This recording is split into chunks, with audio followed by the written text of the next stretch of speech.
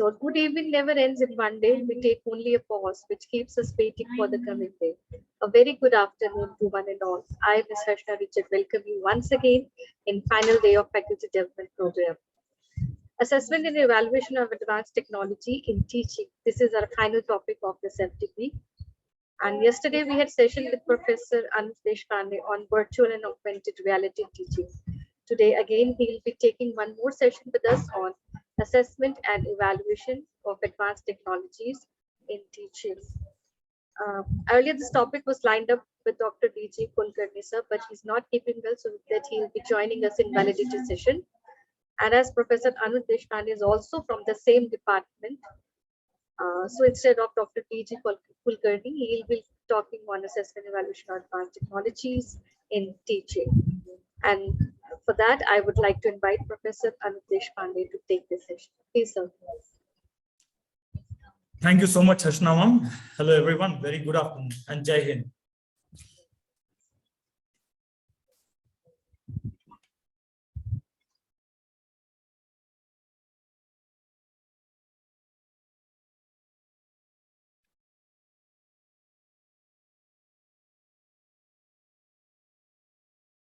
So can you all see my screen? Can you all give a quick confirmation? Yes, it is clear. Great. Yeah, so hello everyone. Nice to see you all again today. And today's topic is going to be assessment and evaluation of advanced technologies in teaching. So we all know that we live in a 21st century and we have to keep updating ourselves, right? Whether let it be learning, let it be teaching, we would like to have new tools, new methodologies, new technologies that we can inculcate and learn in a better way. So in today's topic, I'm going to discuss about the assessment and evaluation of digital transformation and hybrid learning. So the agenda for today's topic is going to be some of the nomenclatures and theories regarding the current education, teaching and learning process that involves pedagogy and andragogy, types of learning theories, the 4 C's of learning and teaching, and followed by, we will also discuss the structure of content delivery that needs to be delivered by a teacher. So there we will learn what is synchronous and asynchronous learning. And after this, we will understand the different modes of teaching, and based on these modes, how we can assess and validate the same. All right. So without venturing much, we will dive right into the topic. So to start with, let us understand what is pedagogy and also let us understand what is andragogy. So you all must be aware of the word pedagogy. This is the system that we all have been following, right? So a pedagogy is a teaching method that is designed for children. That means it is specifically made for youngsters.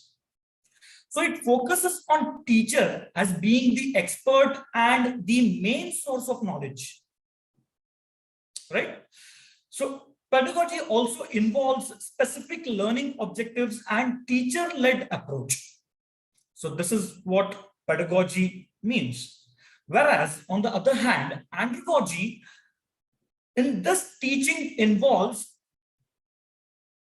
teaching the adults, not the children, not the youngsters. So andragogy is a learner-centric, whereas pedagogy is a teacher-centric, right?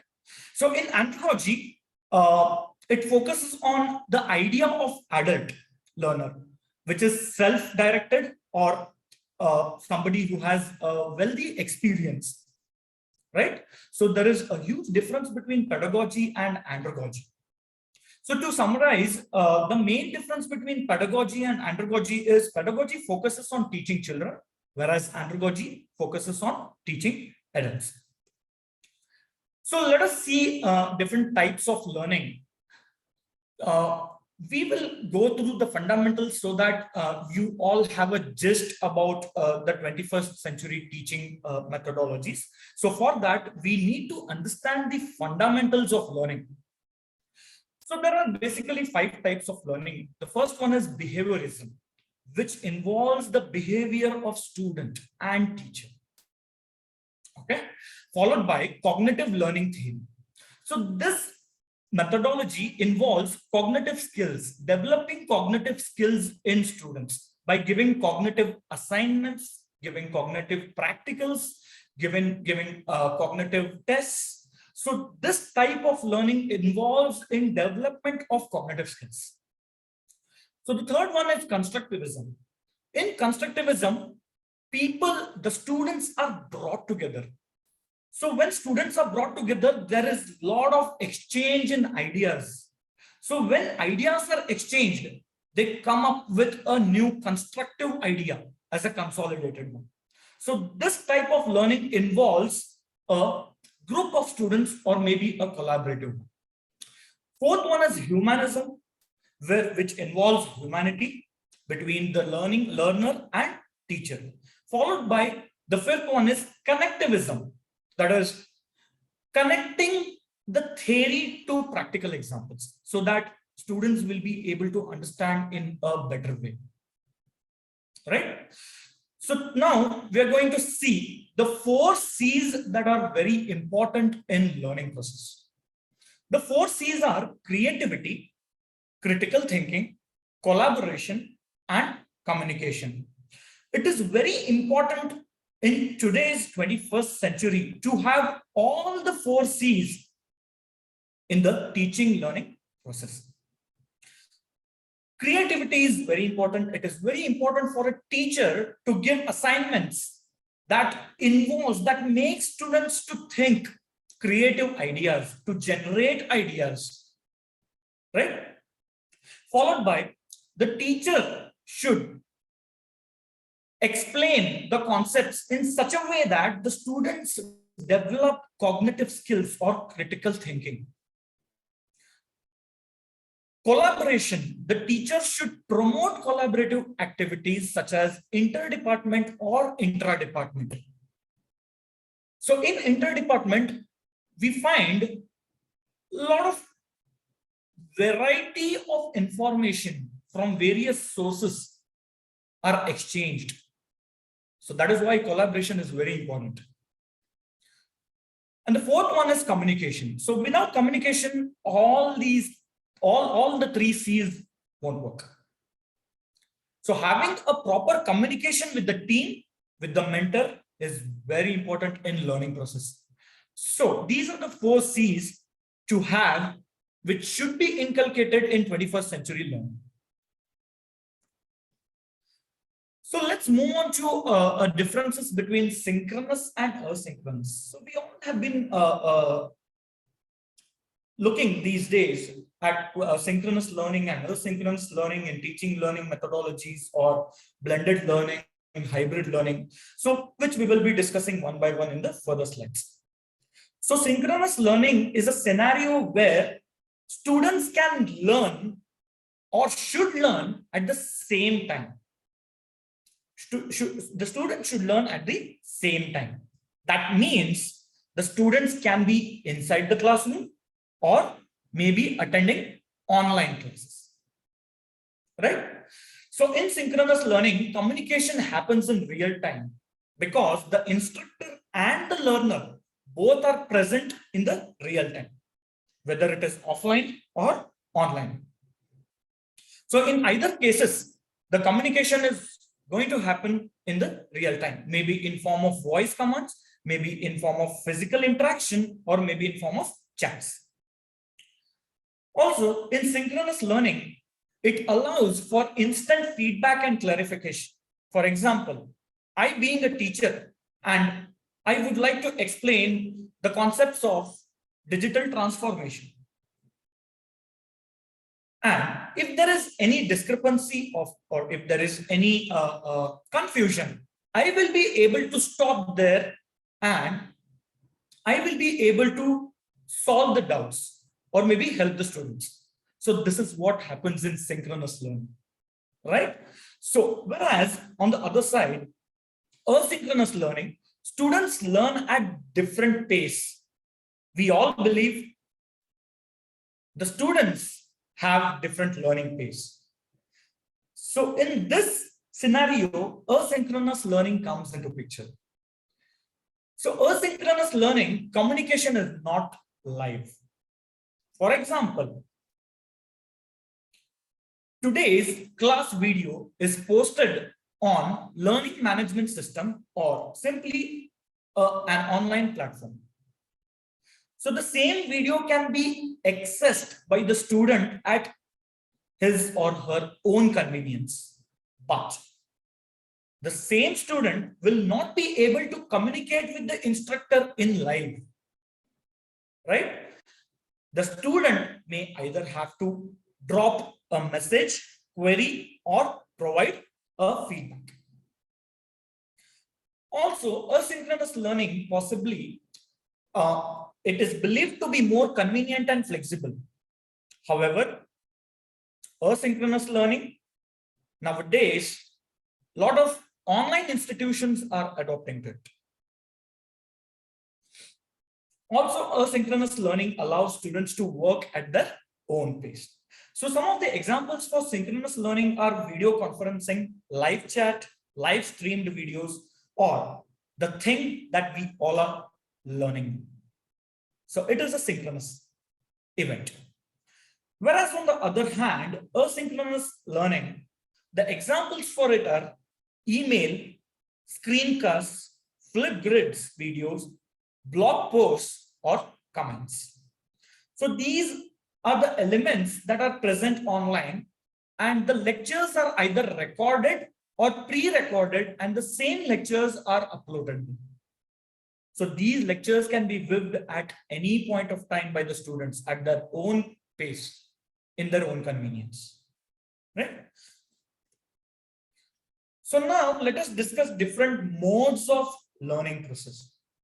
So we all must have come across these words, that is brick and mortar learning, synchronous and classroom learning, blended learning, e-learning, and asynchronous and classroom. So we will discuss these things one by one so that we have a detailed understanding about different learning pedagogies and which pedagogy is the best in 21st century.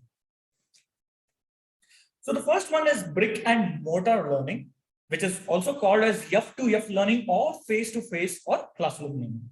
So by the name itself, we must be aware by now that brick and mortar learning is the conventional way of teaching learning process, which all the schools and colleges in India have adopted it.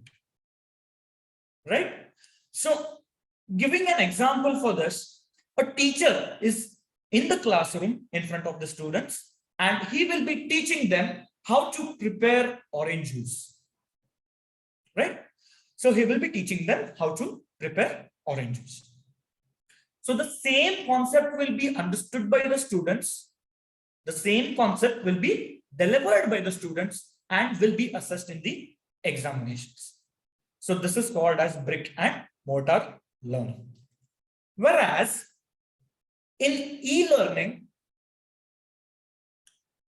the difference between e-learning and mortar learning is if the student is taught how to make orange juice, will not the same student be able to prepare strawberry juice? Right? So in e-learning, what happens is a set of procedure or a technique is provided in an online form. The same procedure can be applied for domain specific, for any domain specific. For example, preparing strawberry juice. So the same content can be viewed by the student and can be applied on new theories or new practicals. The same procedure. And in e-learning, the student can access the content from anywhere and any part of the world. So this is how e-learning works. So the third one is blended learning. So in blended learning, again, we all know the meaning, English meaning of blending. So blending is nothing but mixing of two things. Now I know how to prepare orange juice and strawberry juice. So tomorrow, if I wish to have a mixed fruit juice, will it be difficult for me to learn the process? Not really, right? So blended learning is something very similar. So in online class, the concept that was taught is how to make strawberry juice. And in classroom learning, the concept that was taught is how to make orange juice. So when these concepts, the procedures are combined together, is called as blended learning. Okay. So not necessarily the same learning repeats or should take place in the other mode. If one thing happens in classroom learning, it is not necessary that the same thing will be taught in online classes. So this is how blended learning works. So in blended learning, to explain this concept in a very simple and elucidate manner, so it is nothing but the mixture, the amalgamation of asynchronous and classroom. So we know what is asynchronous learning by now. So asynchronous learning is nothing but learning in one's own pace and from anywhere or any part of the world. So by being said, don't you all think asynchronous learning requires a physical device to learn? Right? So when we have a physical device plus a classroom learning, this together makes asynchronous learning. For example, I am a teacher and I teach mathematics. And I explain a concept on linear algebra to the students in the classroom. So students will learn, students will take notes, students will also solve the problem and will understand the concept and procedure. Right? The students will also understand the problem statement. They will try to understand what the problem is looking for. And when they go back home, they will perform these assignments, but not on the same problems, but on the different problems. So don't you think this concept is called asynchronous? So when we blend asynchronous and classroom methodologies, we have a blended learning. So this is the third type of learning. So next we will discuss, which is the need of the hour, that is hybrid learning. So hybrid learning involves the amalgamation of synchronous and classroom learning, having a synchronous learning system and a classroom learning system, followed by also a synchronous learning system, which we will be discussing in the further slides. So what is the definition of hybrid? I believe a lot of teachers in today's program are already aware of the term what is hybrid, right? Hybrid is nothing but combination of two things. Combination of two things. We all have heard hybrid vehicles. We have heard hybrid technologies. We have heard hybrid fuels. A lot of things are already present, already existing in the market, right? So, for example, an automotive car that runs on a powered fuel, also hydrogen fuel. So this is called as hybrid. The combination of a donkey and mare is a mule, which is also called as a crossbreed. So if you can understand these epitomes, then I'm sure it wouldn't be difficult to understand what is hybrid learning, right? So out of all these four learning methodologies, that is brick and mortar, e-learning, blended learning, and hybrid learning, today we will be focusing exclusively on hybrid learning, which is the most advanced teaching and learning methodology.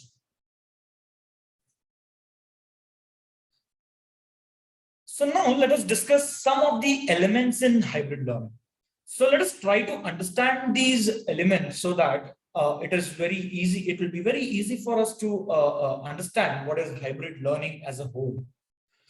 So since we have understood what is hybrid, now we will see what is hybrid conference. So currently what we are going through, what we are experiencing is hybrid conference, right? We all are meeting on a virtual platform from different parts of India. So to give an example, you all can see a person attending an event or a program from Goa, Bengaluru, or Delhi at the same time through personal connecting screen. So this is called as hybrid conference, and which is one important element in hybrid. Okay. So when I spoke about hybrid learning, that simply means the combination of synchronous, asynchronous, and classroom. It does not happen to be only synchronous and asynchronous, but in hybrid learning, the actual classroom, the conventional methodology is required. Okay. So here you can see there is an instructor who is instructing a class or a teacher, what we call in India. And we can also see some students who are already present in the class, who are attending to the lectures with the help of their personal smart devices.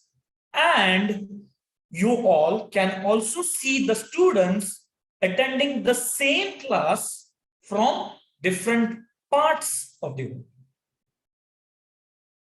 Across the globe, right? So when I was back in US, my head was an industrial engineer by profession, also a gynecologist by a profession, with a second degree in mechanical engineering. Believe me, that is how it is. That is how it is. So with this reason, he had enormous audiences who wanted to attend his lectures across the globe. So this methodology was used back in US. And the same methodology today is implemented here at Maratha Mandal Engineering College, Belgaum. And we happen to be the first ever institute in India to adopt hybrid learning. So now let us understand how hybrid learning works, followed by blended learning. We'll have a contrast so that you all will be able to understand the technical concepts easily, and you all can also implement the same at your workplace. So in hybrid learning, we can see the teacher is at the institution in Belgaum and is teaching the kids the classroom. The same lecture is uploaded or transmitted online, is covered online, and the same lecture is viewed by the students across India or across globe. And this happens to be in the real time. This happens to be in the real time. It cannot happen so that the students in the classroom can attend the lecture and the students who are attending online can miss the lecture or so. But as I said, hybrid learning is an amalgamation of synchronous, asynchronous, and classroom learning. If suppose the student outside the classroom or maybe inside the classroom misses the lecture, and that lecture happens to be a very important lecture of the day, then the same lecture can be uploaded on the cloud or maybe online, and it can be viewed at the student's space at any point of time, So with this methodology, the students can make sure they do not miss upon any concepts, right? Whereas on the other hand, blended learning, as I said, it is the amalgamation of asynchronous and classroom. Asynchronous and classroom. So whatever happens in the class, the same thing is recorded. The difference is we do not have audiences attending the lecture online. All that we have are the students who are in the classroom. Okay, so the same lecture with the help of hardware devices like cameras, automatic moving cameras, are recorded, and the same lectures are delivered online. They are uploaded online, maybe like on the platforms like YouTube, learning management systems, etc. So these videos can be viewed any point of time, at any point of time, as per the convenience. For example, today I would like to brush upon my statistical skills. I would like to learn statistics, basic statistics, fundamentals. So what would I do? So rather than going on to YouTube and looking for a ready-made video, I would rather visit a page like Indian Institute of Technologies or NPTEL. There are websites. So these videos are recorded, live streamed, and then uploaded on the cloud. I would prefer watching those. But I will not be able to communicate with the instructor in blended learning. However, I can post comments, I can reply, I can provide feedback, but this does not happen in real time.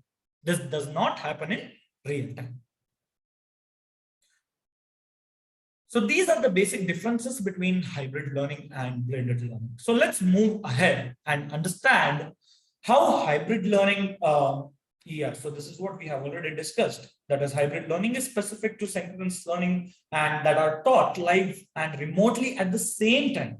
Whereas blended learning is all education that integrates digital technologies, especially online tools and techniques. As I explained in the previous slide, in blended learning, we make use of online platforms. So online platform will be the main source of learning in blended learning, right? So as we understood the differences between hybrid learning and blended learning, let us see some of the tools, the hardware devices that are used in this technique of learning. So there are devices called as visualizers, which will record simultaneously the screen as well as the presenter. So these devices can record high definition videos and same videos can be posted online. Smart devices like laptops, smart pads, iPads or tablets can also be used to record the screen if you all are annotating something. Followed by audio-visual systems, microphones, cameras or speakers are very important to take a note to be considered before implementing hybrid system in any educational institutions. Also, we have auto tracking cameras where the camera tracks the instructor or the teacher, because we know in asynchronous learning, the teacher will be either sitting in same position or might be standing in the same position and will be recording the lecture. So there is very minimal movement of the instructor in asynchronous learning. But in synchronous learning, the teacher needs to move. The teacher needs to connect with the students. To connect with the students, the teacher has to move, has to perform hand gestures, right? So in this regard, we make use of automatic tracking cameras, which track the movements of the teachers without defocusing, without defocusing. So these are the tools, the hardware devices, which are mandatory and which are very useful to be considered before implementing hybrid system in educational institutes. So now we have discussed the basic elements of hybrid learning. We will discuss the 5 class managers that are involved in hybrid learning. So in a hybrid learning, we have something called as a studio room. And by the end of this presentation, I will be walking through the system and showing you all how the system works. So we have someone called as presenter, who will present the lesson plan to the learner, or presenter is nobody but a teacher in simple language, right? A teacher who explains, who delivers the content to the students. Followed by, we have a collaborator. A collaborator will answer all the questions from the learners. Whatever doubts or questions are possessed by the students sitting in the classroom or maybe in the online, the collaborator will take over or handle these queries. That means the presenter is not doing the job of answering the doubts, right? That also means the presenter and collaborator should be from same domain. Okay. Followed by the third element is engagement specialist. We know that the life life of 21st century kids are more towards technology, more towards digital content, right?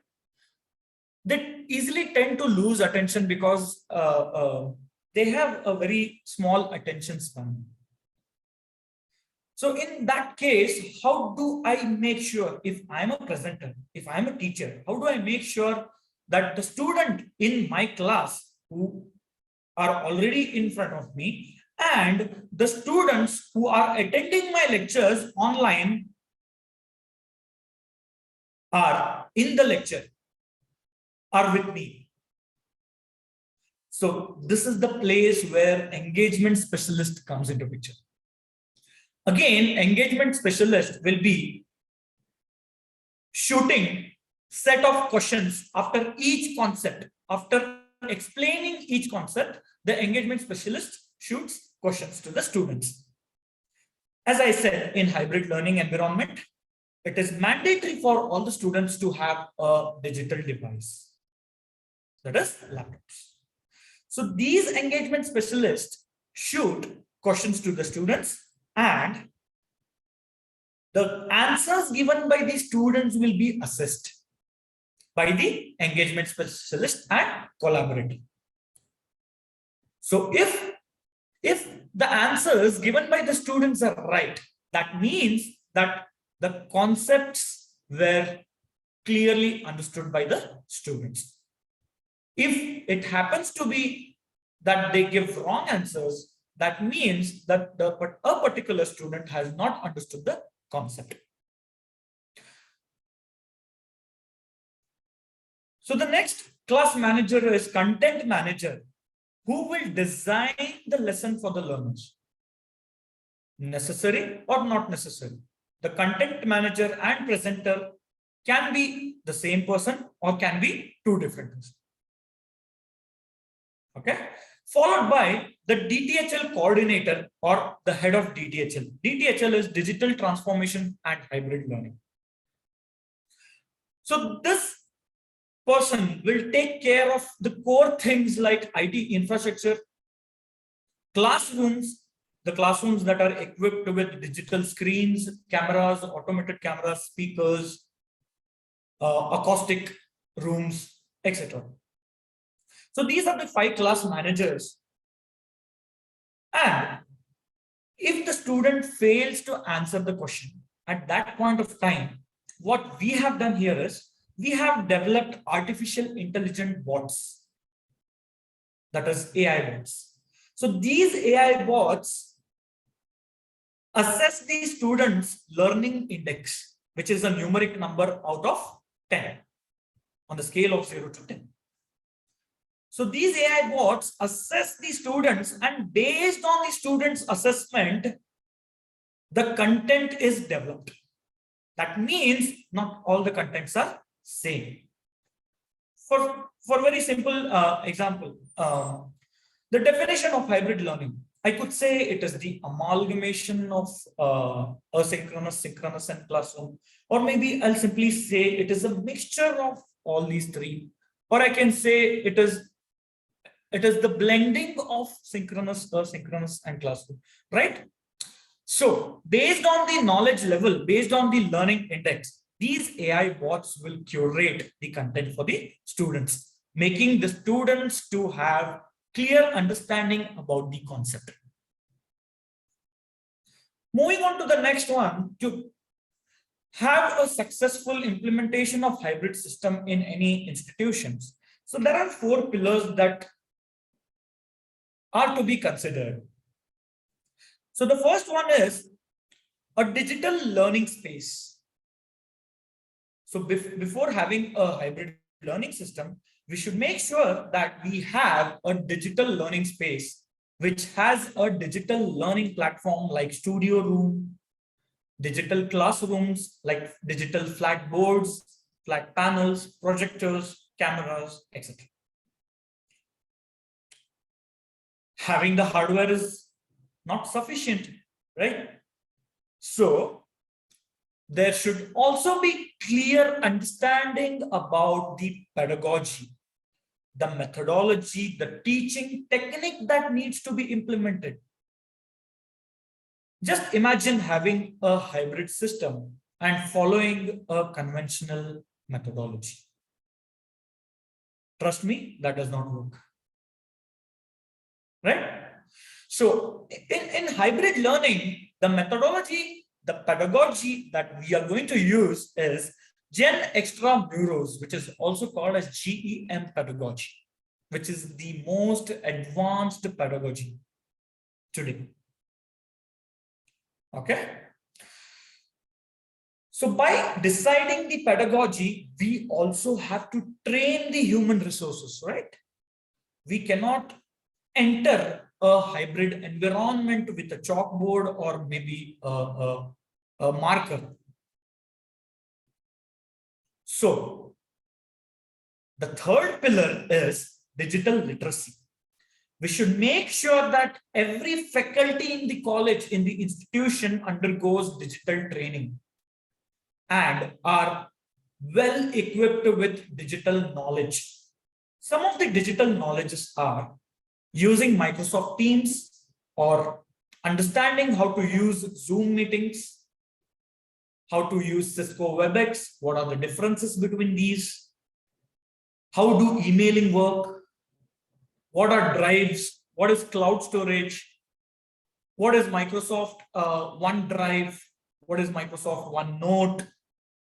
So these are tools which support the education, today's education. And in hybrid learning, these are the tools which we will be using. So the last pillar is providing digital devices. Now, in the second pillar, we spoke about pedagogy. Also, in the first one, we discussed about having digital learning environment. So having a digital learning environment does not only mean having a digital smart board, cameras, speakers. That is not all. We need a medium to connect students, teachers, and the platform. So this can be only done if all the three have a digital device to connect. Right? So digital devices should and must be provided to all the teachers, and students should have these devices with themselves so that they will be able to connect teachers with the teachers using online platforms. Again, There is flexibility about online platform. So a lot of universities in the United States are using their own learning management systems, LMS. They have designed and curated in such a way that it meets their requirement, along with posting assignments, posting quiz, posting doubt clarification sessions, MOOCs, feedbacks. A lot of things happen in a centralized place, right? So these are the four pillars which form an integral part of hybrid learning and which needs to be considered before implementing hybrid learning. So now we will discuss about the 21st century pedagogy, that is Gen Extramuros. So in Gen Extramuros, we have something called as educated time, wherein teacher will be able to deliver the content or make understand about a specific concept in a stipulated time. That is educated time. To explain in simple words, my presentation today is the educated time, which is one-way format. The second one is peer time. Peer time is after the class gets over, the student will be able to approach teacher online or offline and have an interaction with them. That is peer time. Or the students can also sit with other students and exchange ideas. So this peer time is very important in Gen Extramuros pedagogy. Followed by, that is me time or reflection time. When student goes back home, the student must be able to spend time with themselves to understand what they have learned on that day. That is, when they open up their device, they will be able to have a gist of the learnings. If the student does not understand in spite of looking, all that the student has to do is go to the learning management system and watch the recording again. So this can happen in me time. Also, if any student possesses doubts, the same doubts can be posted online so that the doubts can be cleared by the instructor or the fellow students, the classmates. So with this, they will have more peer time, they will have more interaction, they will have more collaboration. The fourth one is preparation time, wherein the teacher requires time to prepare. Also, the student requires time to prepare whatever they have learned. So this is called as preparation time. The next one is participative parent time.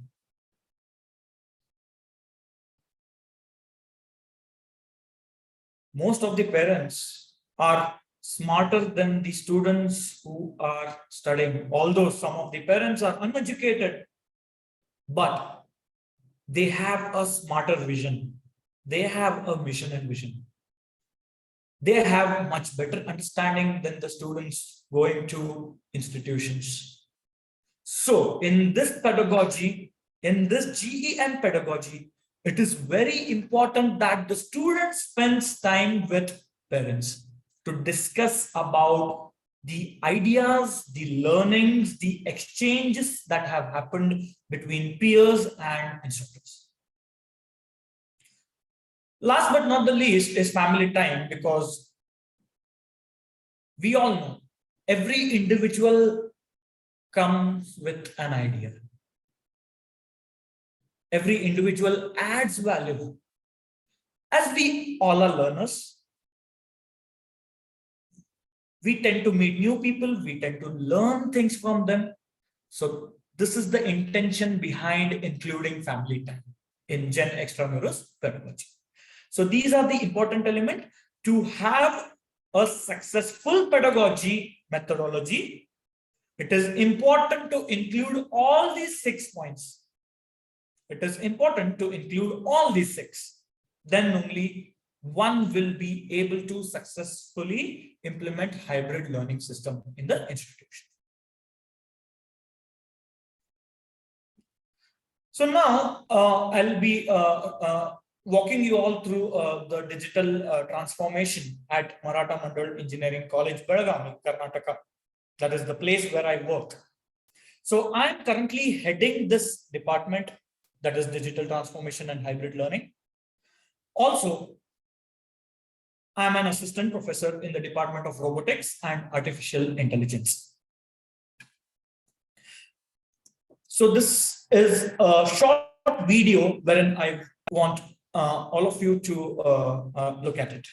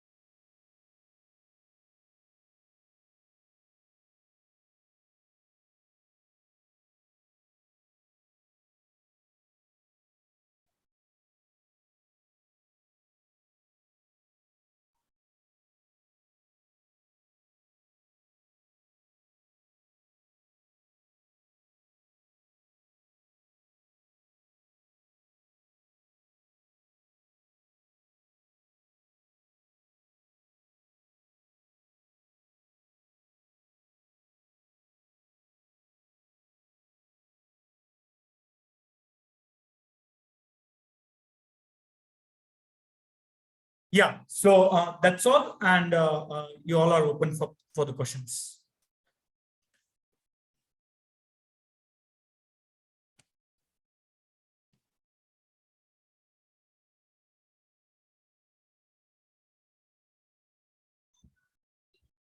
The platform is open if anybody wants to ask any question, or if you have any doubts, you can ask now.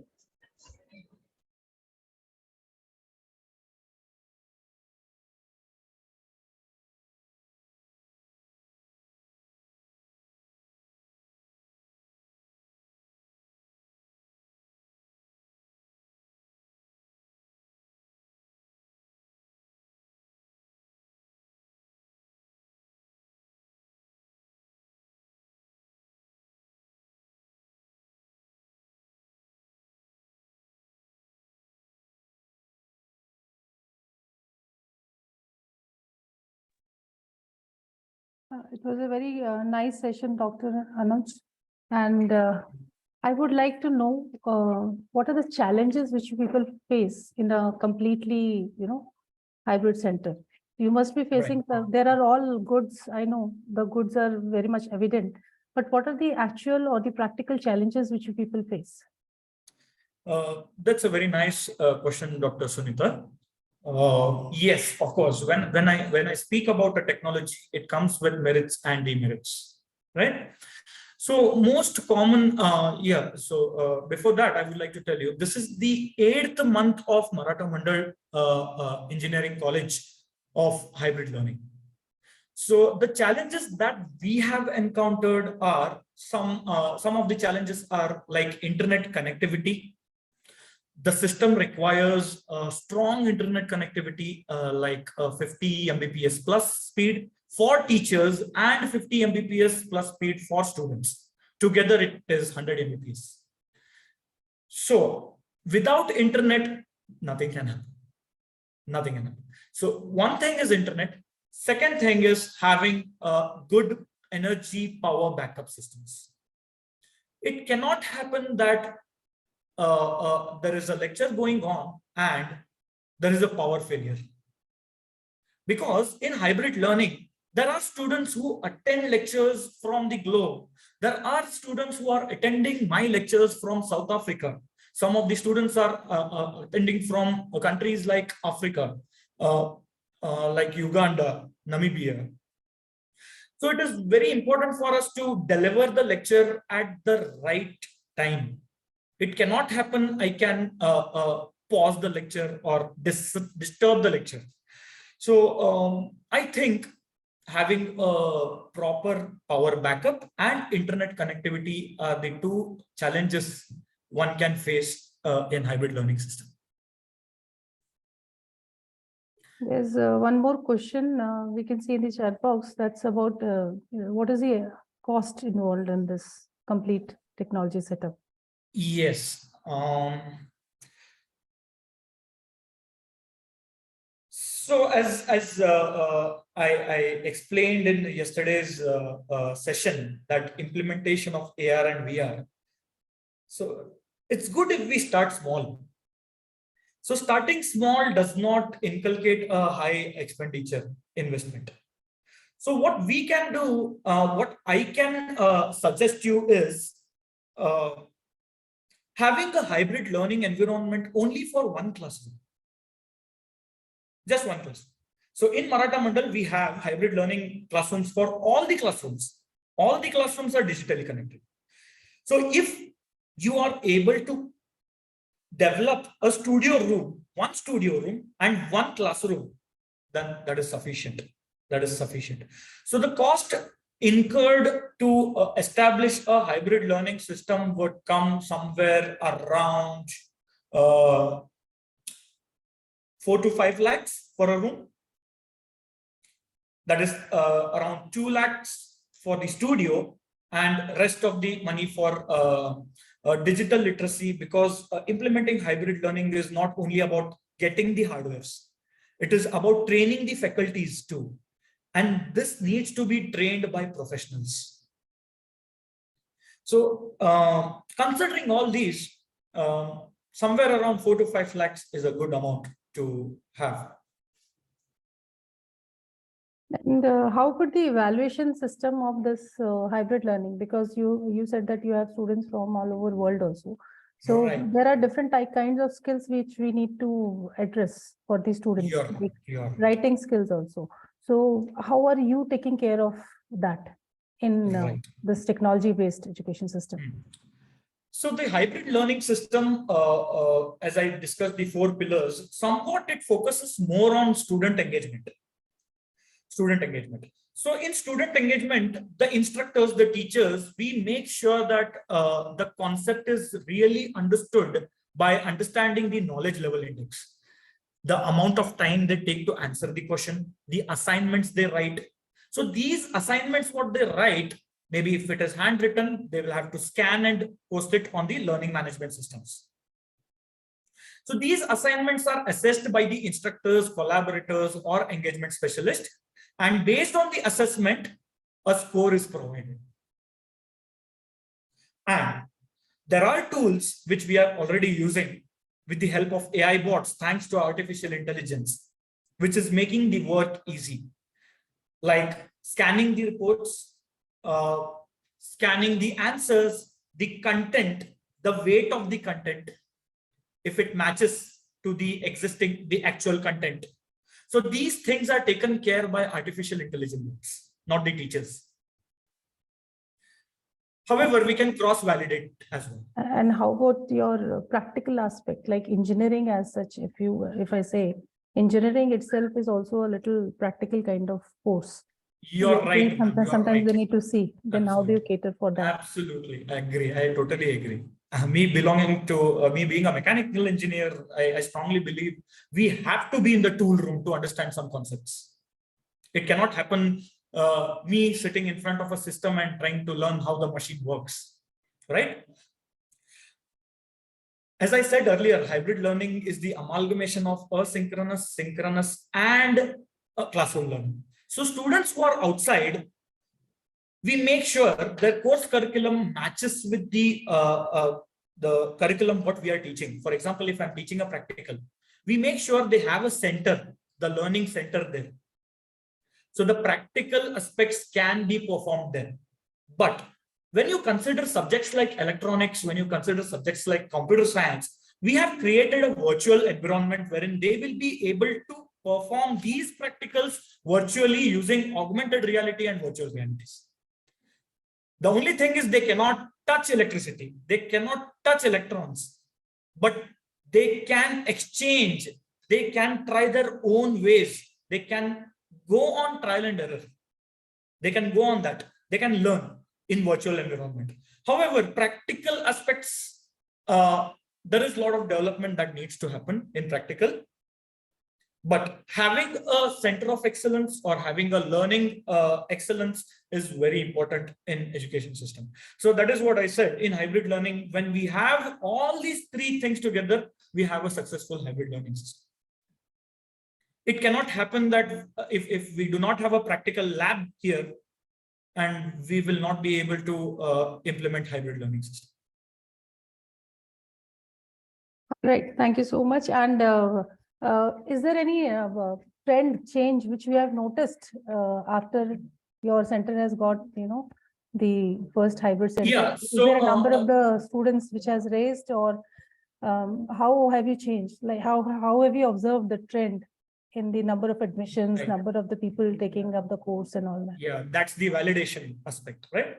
So it's the 8th month we mark this March, and the changes that we have seen is, one thing, teachers have adopted and they have accepted the change, which was very intricate thing for us, because not everyone is like-minded. Not everyone wants to accept, right? So this is one important change. And when we talk about students, the students have gone more digitally advanced. And since it is being the 8th month of implementation, and for the students, it has been 6 months. So it is very difficult for us to validate the results of the students. But when I speak about engagement and the attention span and the approach towards the concept, there is a drastic change. There is a drastic change.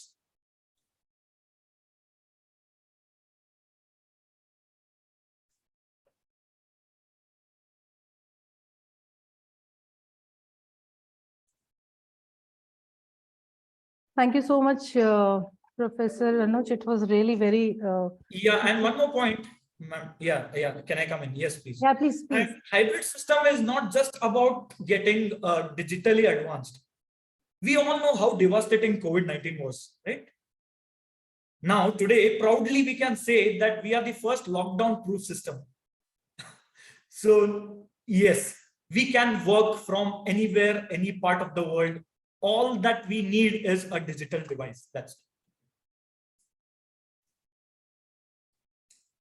Yeah, Yeah, thank any you so much. questions? And has it affected the number of the faculties? Somehow you have got that, less number of faculties are required with this hybrid training center. Yes, we have. I have seen a number of faculties joining in. So as me being DTHL head, that is digital transformation head.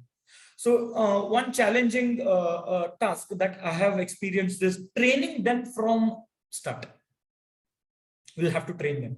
But again, thanks to augmented reality, what I have done is I have created a virtual environment wherein they will wear virtual headsets and learn the training, all the concepts online with the help of virtual reality.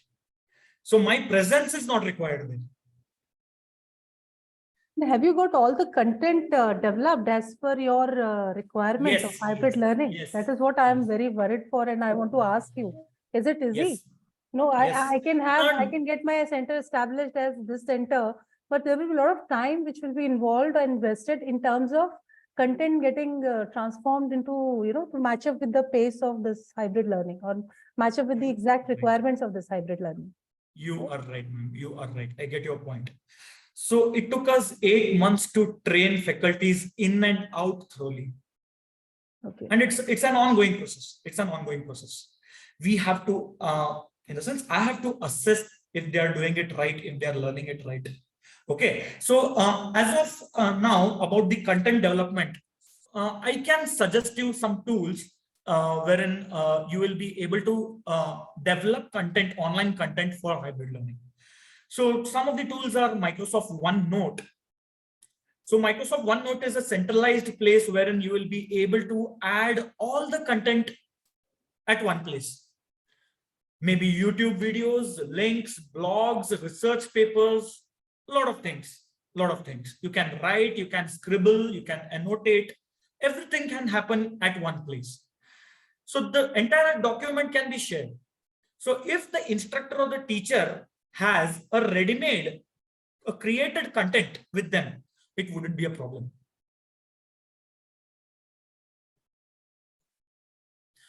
And I think initially it looks like a big brain, but trust me, ma'am, I have led the system. It is superb. It is कुछ भी नहीं है, बाएं हाथ दाएं हाथ का खेल है. That's all I can say. Thank you so much for from giving a exact view and your viewpoint, and you have elaborated everything so nicely because you have been dealing with it from past 8 months. So thank you so much. Both the sessions, yesterday's and today's session, had been very, very fruitful. Thank you so much, Dr. Anand.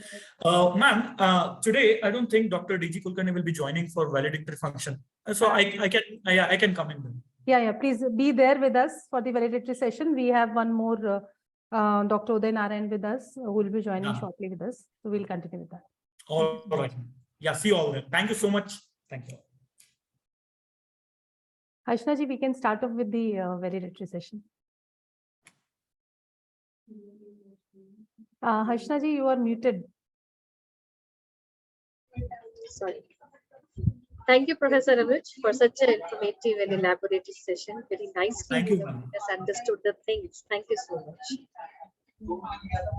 Okay, the time has come to draw a curtain to our program as we come to the close of it. A very it's afternoon. So a very good afternoon and warm welcome again to all of you to this valedictory session of the Faculty Development Program on integrating technology in higher education, opportunities and challenges. I hope you all received beneficial information and upgraded knowledge on various topics of FDP. Now I request Professor Dr. Sunita Srivastava, Principal, Amity College of Nursing, to give a brief summary on the various sessions held as a part of FDP. Thank you, Mrs. Harshna. Good afternoon, Dr. Uday Narayan, sir. You have joined us for the valedictory session, sir. Thank you so much. Good afternoon. We are now starting off with the valedictory session, sir. Right. Thank you. Thank you.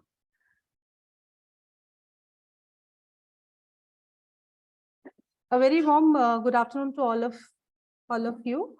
And I'm giving an overview of the all the days for this 5 days FDP, which had started from 20th March. Education is a crucial aspect of any nation's development, and it serves as a foundation for progress and growth. As society evolves and technology advances, the integration of technology in various fields, including education, has become increasingly beneficial and very necessary. To ensure that higher education institutions remain competitive and effective, it is very essential to embrace and utilize technological resources. The use of technology in higher education has many benefits, such as providing students with access to a vast variety of educational resources, enhancing their learning experiences, and improving their engagement. So, keeping this in view, a 5 days FDP program on integrating technology in higher education, opportunities and challenges was being organized by Amity College of Nursing in collaboration with Amity Academic Staff College under the flagship of Association of Indian Universities and Academic and Administrative Development Center from 20th March to 24th March 2023 from 2 p.m. to 5 p.m. in virtual mode. The chief guest for the inaugural ceremony was Professor V.N. Rajshekharan Pillai, Honorable Vice Chancellor of Somaiya Vidya Vihar University. The ceremony was also graced by the presence of Dr. Pankaj Mittal, Secretary General, Association of Indian University, AIU, and Professor P.V. Sharma, Honorable Vice Chancellor, Amity University, Haryana. Guest of honor, Professor Sridhar Srivastava, Joint Director, NCERT, and also guest of honor, Dr. Pankaj Mittal. Dr. Amrinder Pani, Deputy Director and Head, Research Division, AIU. Conveners of the FDP, Dr. Sunita Srivastava and Dr. Sanjana Vij, Program Director, Amity Academic Staff College, AUH. The resource person for the day, Dr. Anil, had also graced the occasion on the inaugural ceremony. Honorable Vice Chancellor, Professor Dr. P.V. Sharma, in his address on the inauguration day, highlighted how a teacher cannot be ignorant on the use of technology. He brought out the significance of awareness and training of all the educators in this regard and appreciated that this FDP is a right step taken in this direction. He enlightened the participants regarding the power of technology in enhancing knowledge, enabling teachers to teach from the labs, classrooms, online, and the ways in which integration of technology in university has changed the spectrum of teaching and learning. Professor Dr. Vikas Madhukar, Pro Vice Chancellor, AUH, in his address stressed upon the significance of technology. He also highlighted how Amity University ensures usage of technology while ensuring adequate personal touch. Rajkumar ji. He highlighted how Amity University ensures usage of technology while ensuring adequate personal touch. The use of technology can bridge the gaps between theory and practice. He also shared how technology has changed the face of teaching in modern era. He expressed that the idea of a prep AI that can automatically generate questions on any topic from various resources can also be added. Dr. Pankaj Mittal, the guest of honor, shared her insights regarding the innovative teaching methods playing a crucial role in education, enhancing the maximum engagement of students, also enhancing the usage of technology in increasing creativity among the students. She also emphasized on maintaining an optimum balance in the use of technology while maintaining a personal touch in education. She praised the conveners for their initiative to train faculty on usage of technology. Professor Sridhar Srivastava shared his thoughts on enhancing the use of technology on teaching, giving opportunities to students for learning on various digital platforms, strengthening the potential enhancement of nursing profession and the students.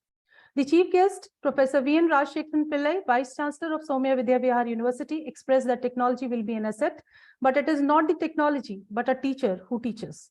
So we must not forget that. He focused on using the advanced technology methods in teaching so that it will enhance the retention among students, improving learning outcome and promoting the critical thinking skills. The inaugural session concluded with a vote of thanks from the principal Accord. On the second day, we had two resource persons, Professor Dr. G. Janardhan, Professor, Department of Civil and Environmental Engineering, NITTR, Chennai. He discussed in detail the blended approach in teaching. He said that it is doing things better or doing better things. He elaborated, or he started with this quote, and he shared his learning topic in detail, focusing on learning assistance, learning environment, and learning material, playing the important aspect in the blended learning. The course content and the learning outcomes which he focused, and the usage of effective designing, which can lead to good learning outcomes. He focused on that. He also focused on online education should be considered, considering the factors like risk embarrassing, thinking local, co-optation, and exponential growth in thinking.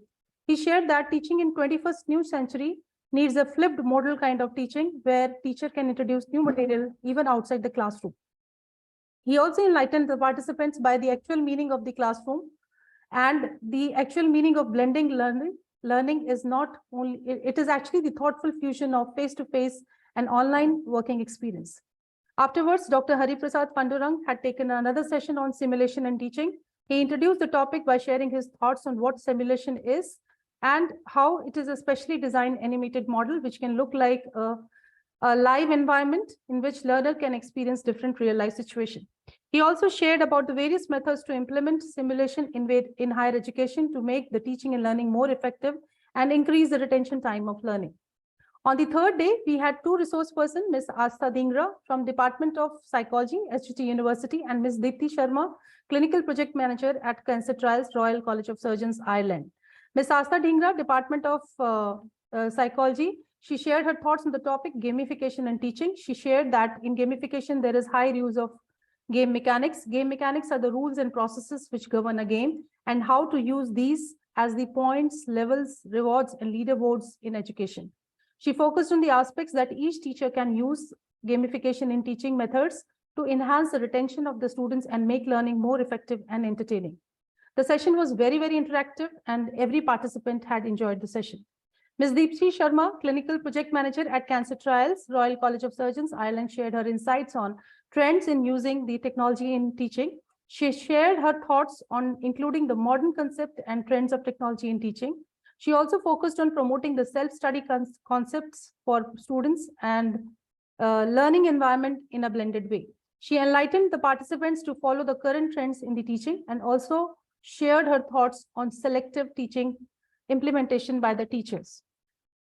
On the fourth day, we had two sessions taken by Dr. P. Maliga and Professor Anuj Deshpande, who is also there with us today. Dr. P. Maliga from the Department of Computer Science and Engineering, NITTR Chennai, shared her views on topic immersive technology, extended reality, including AR, VR, and MR in education. She started her topic with giving a brief knowledge about the top disruptive education technologies like online learning, chat-based collaboration, AI-guided learning, and virtual and augmented learning. With the oncoming generation of Z learners, they possess and their characteristics were shared by her, like multimodal learners who want to discover new information, relaxed and flexible learning environment, multitasking, extremely rational and peer learning, and preferring active and experiential learning. Next session was taken by Professor Anuj Deshpande from Maratha Mandal Engineering College, which is also the India's first hybrid center. So he talked about in detail the virtual reality and augmented reality. He started his presentation with the basic definition of AR and VR and also shared the criteria differentiation between the augmented reality and virtual reality. He also focused on various applications of AR and VR and with the virtual field trips, simulation-based learning, virtual labs, interactive textbooks, lectures, games, and educational activities, and remote and hybrid learning methods. He said that each teacher must follow some best practices for integrating AR and VR. He talked about the best practices in teaching and aligning them with the technology in terms with the learning objectives of the students, thereby providing them appropriate training for instruction and also ensuring accessibility and considering the ethical and privacy implications. Today, on the fifth day, we again had a extensive session on assessment and evaluation of advanced technologies in education by Professor Anuj Deshpande. He explained about the various types of learning methods and how exactly to evaluate these advanced technologies in education. He explained about the synchronous and the asynchronous learning methods.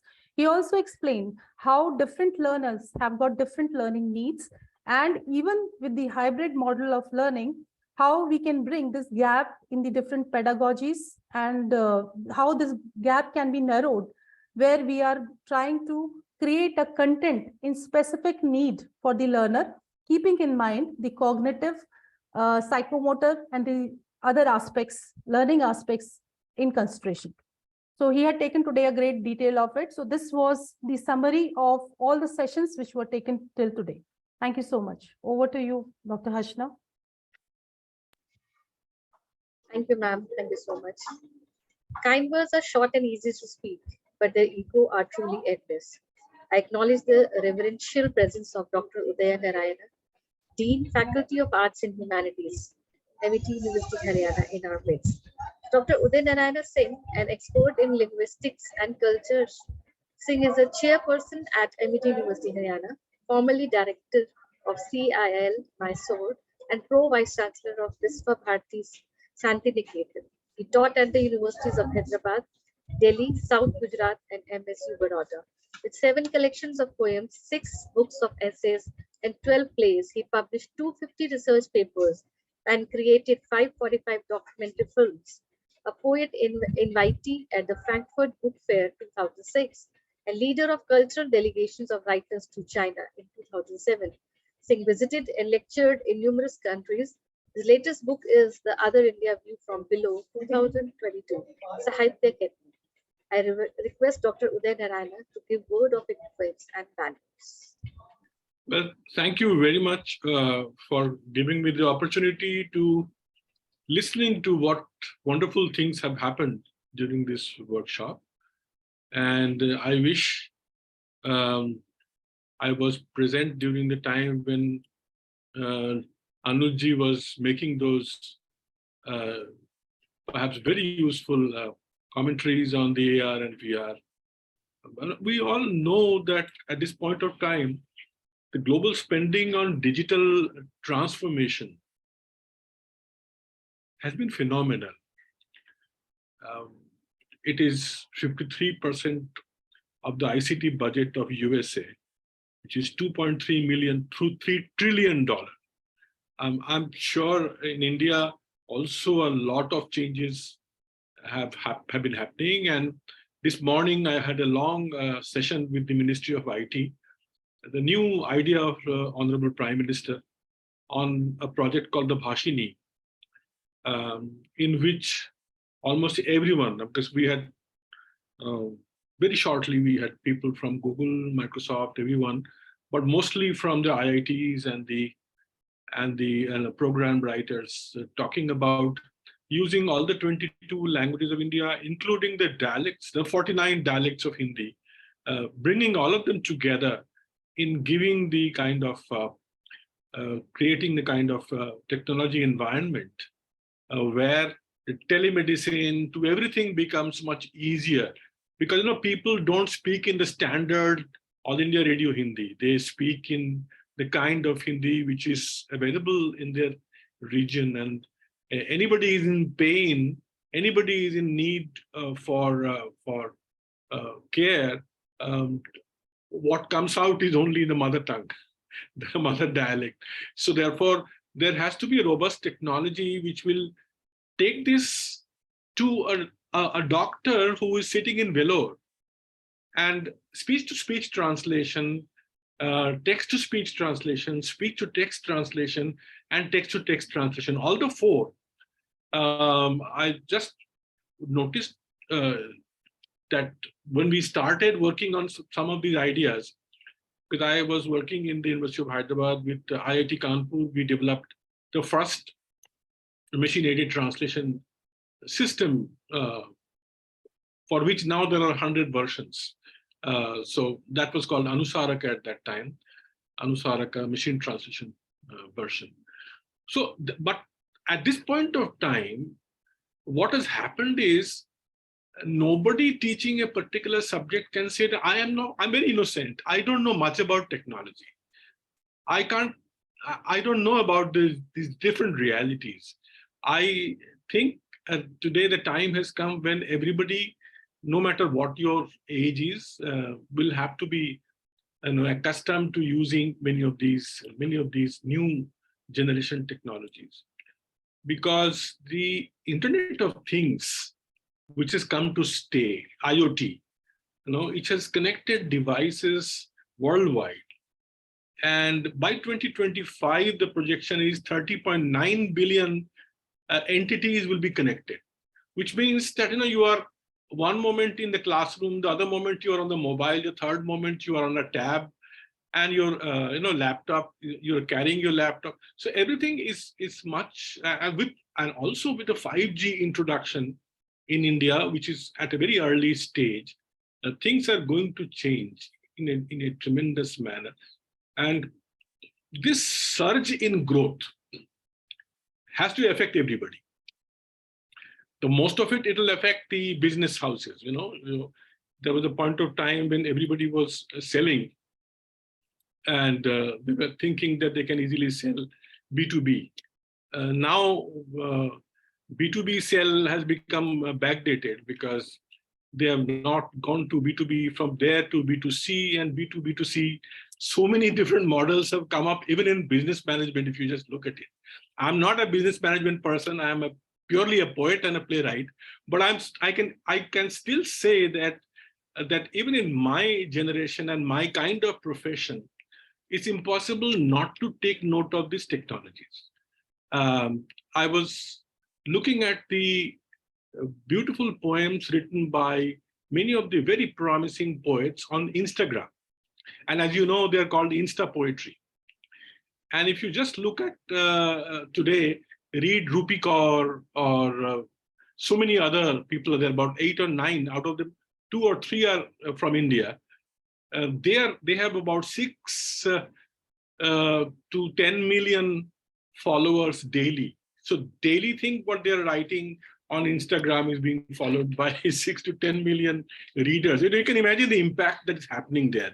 So today, the way it is going, the world is going, knowledge is expanding in a very fast way. And with that pace, if our universities cannot cope up with that pace, it is almost impossible for us to do much. There's a very interesting Accenture report which says that although everybody thinks that AI-powered technologies are taking over, but it is still the case that not more than 12% are using full potential of AI. So actually, when it becomes an 80% use of AI, you can imagine what the world will be like. In fact, I was telling some of my students the first time long ago, I'm talking about what, 2006, when we went to Sweden, both me and my wife went to Sweden for a 1 month, visiting professorship in the University of Uppsala. And I was trying to locate a place where we can get our laundry done. There's nothing written there. Everything is in the wall. So you have to touch in a particular part of the wall and things appear on the wall, and then you have to type a particular code when from nowhere a door will open. So things from India, going from India, we were quite shocked and surprised. But today, if you look at the way India has grown in the area of the ICT, which has a lot of use in higher education and also in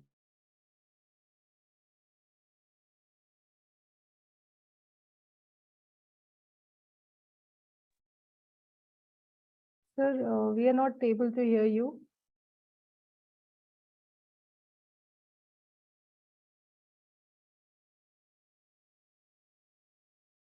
next by 1 more year, they will start educating in elementary schools 780 tribal languages in remote islands of Papua New Guinea. As you know, the country has 1,000 islands, and languages are located in different islands. It's very difficult to actually think of a uniform system of education there, unless, of course, you use the ICT, the technology.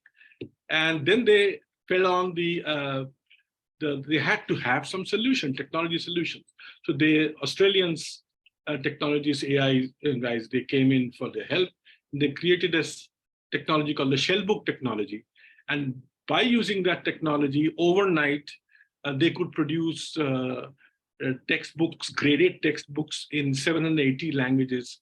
And they actually started teaching from next year after proper teacher training in those 780 languages. So you can imagine that even small countries, how much they're using the digital technologies for their own benefits, particularly in teaching, learning skills. In this context, I must tell you one thing that a lot of us think that we will be able to do earth-shaking thing. We'll be able to come up with such texts, such poetry, such novels, such films, which nobody has made. That doesn't happen. As you know, there is a long ago in 1949, we had very interesting work done by two mathematicians called Shannon and Weaver. And if you just look at the Shannon and Weaver work and their predictions, it says that not more than 12% can be new. Between the two things, given and new, not more than 12% can be absolutely new. No matter what you do, all the work will be built on the earlier work. Now, if that is true, imagine that is true. Of course, you can take it as a limitation of creativity, but let us look at it for our benefit in our teaching learning processes. If that is true, it means that there is a lot of iteration, there's a lot of redundancy in the entire knowledge system. So our aim in using digital platforms should be to bring out those redundancies, those iterations, grade them properly, test them out with the help of language testing, and the knowledge testing mechanisms, and find out what works very well in which discipline for what kind of level of learning, and therefore rebuild our entire curriculum framework accordingly. There was a point of time in 2005, I think, the NCERT came up with the NCFs, National Curriculum Framework, and they suggested a lot of changes in the curriculum framework. And similarly, after Sam Pitroda-led National Knowledge Commission started working, by 2008, they also made a lot of recommendations on how the digital world will be like, because Pitroda was one of the persons who started the whole game changing, and the current government has taken it in multiple fold manner. So this is very important, therefore, that universities today, build on this kind of technology, this kind of relationship. Otherwise, it is impossible to imagine that somebody from a remote corner of India who is a highly specialized person, who's perhaps teaching in a university in Gandhinagar or teaching in a university in Goa or teaching somewhere in Kottayam, is going to give you, the talk which can change your life altogether, in whichever discipline you may be. I think that is something which is wonderful. It was impossible for me to think, my subject has been linguistics. I am used to talking only within the boundary wall of language. So it is impossible earlier to think that I'm going to speak to people who are into teaching a very different kind of profession, which I couldn't even imagine how one teaches that, how one learns that, what does one do, etc., etc. But here I am actually talking to you, and perhaps you are also able to understand what I am saying. And so therefore, the background, the wall between the disciplines is breaking down. And that is something which is very crucial for us to understand. And as you know, if you just look at the way business management is taught in the ISB in Hyderabad, because ISB was built, I was there in Hyderabad for 14 years, teaching in the Central University of Hyderabad, right from the beginning of the university. So we could see that things coming up on our premises, like, Asian Games Village came up, then the Triple IT came up, and then ISB came up. Now, somebody's looking at what ISB is doing. ISB brings a painter or a digital image maker from nowhere, from Delhi or some remote places, or from JJ School from Bombay or from Baroda, MSU Baroda, to ISB campus, makes him stay for 7 days. For what? Why should business management students learn from a painter? The question is, it is all connected world. Because if you are doing painting, and if you're selling painting for millions of dollars, then you are doing business with the painting. So you should know. You should be the person whom we should learn from, how exactly things are happening. If you are writing a song, if you're writing lyrics, if you're giving tunes, if you're arranging music, oh my God, you're touching millions and billions of people. How do you do that? So there is importance about every discipline, and connectivity between one discipline and the other is realized more and more these days. And I'm sure your participants must have benefited a lot with that kind of multidisciplinary approach that you have followed in this entire set of events. And it is my misfortune that we are all torn into so many pieces, doing X, doing Y, doing Z at the same time, that you're not being able to present at the right point at the right time. In fact, when I was running the institute, which is the biggest institution on language sitting in Mysore, I would always say that, because every week, 3 times I'm in the ministry in Delhi, but I'm writing a whole institute from Mysore. So I would always say that I wish I had a replica signing all the files there in Mysore, and I would be somewhere in the center spread of action, wherever things are happening, listening to very good talks and reading very good stuff. So thank you very much for calling, and I'm sure this has been a very rewarding experience for all the participants. I saw the feedback form. I'm sure they will be all filling up that form and telling you how to do it better next time. And something like that will be very crucial for all of us. So thank you for calling me. Thank you, sir. Thank you for your words of wisdom and how you have rightly said that the technology is bridging the gap between the various disciplines. So it is very, very true, sir. And how you have highlighted again the significance of integrating and incorporating technology in every sphere, even whatever discipline we may come from, we cannot be unaware of the technology, sir. Yeah. So thank you so much, sir, for being with us. It is indeed our honor and we are privileged to have you today with us. And Mrs. Hashna, kindly proceed with the. Thank you, sir, for your kind words. Saying thank you is a simple but powerful way to brighten someone's mood and inspire them to continue doing great work. With this, I would like to request Ms. Aarti, Assistant Professor Econ, MIT University, Haryana, to deliver vote of thanks. Thank you, dear Hashna ma'am, for giving me this opportunity and bestowing me for the vote of thanks. I hope I am audible. Can you please confirm? Yeah, thank you.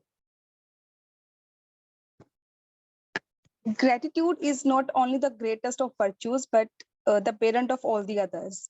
As we come to the successful closing of our faculty development program on integrating technology in higher education, the opportunities and challenges, it would be very appropriate to acknowledge the individuals who have directly or indirectly contributed in it.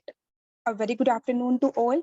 I, Ms. Aarti, faculty from MIT College of Nursing, MIT University, Haryana, deem it a great honor and privilege to propose a vote of thanks. On this memorable occasion, let me first start giving glory to the Almighty God for blessing all of us always. The idea of putting the foundation of an educational institution is always inspiring. What was once planted as a sapling is now all grown up into a large tree.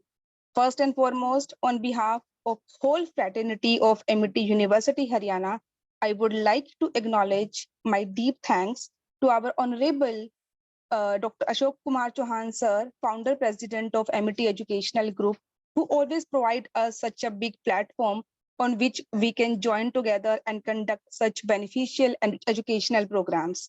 Thank you, sir, in your absence. My deep regards to our Honorable Dr. Asim K. Chauhan, sir, Chancellor of MIT University, Haryana, MIT University, for supporting us in all the possible way.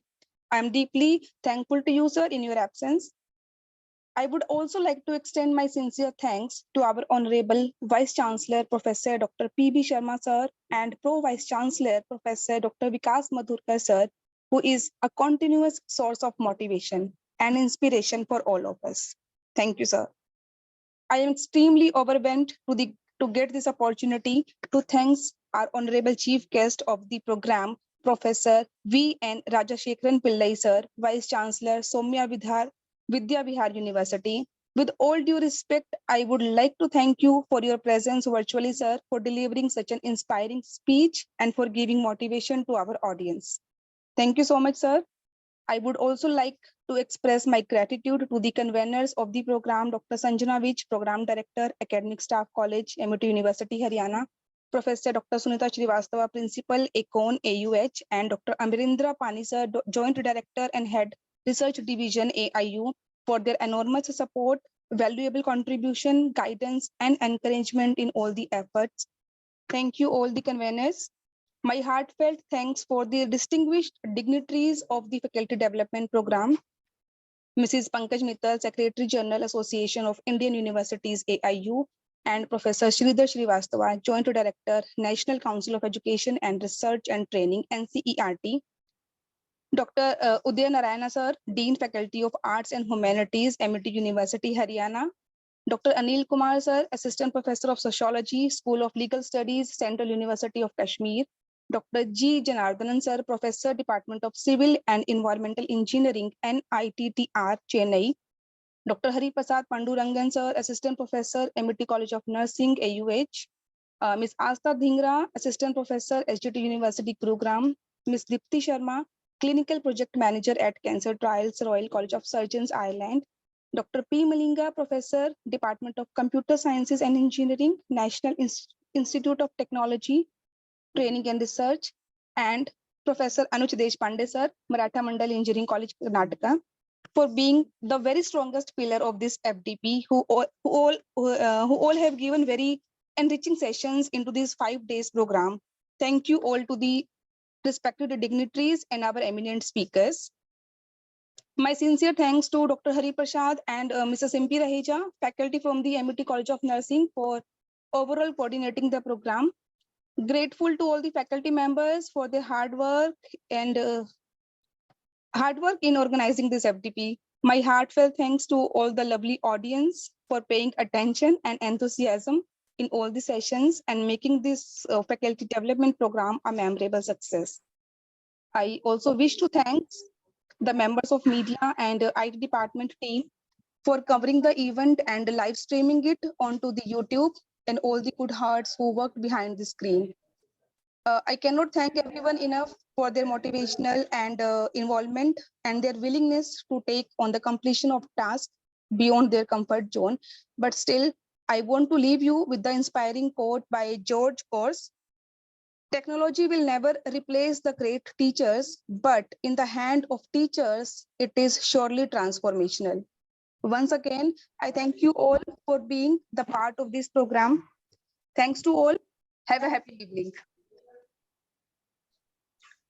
Thank you, Ms. Aarti. And thank you one and all. Hoping to see you some other side of shore. Till then, take care and God bless you. Jai Hind, Jai Bharat.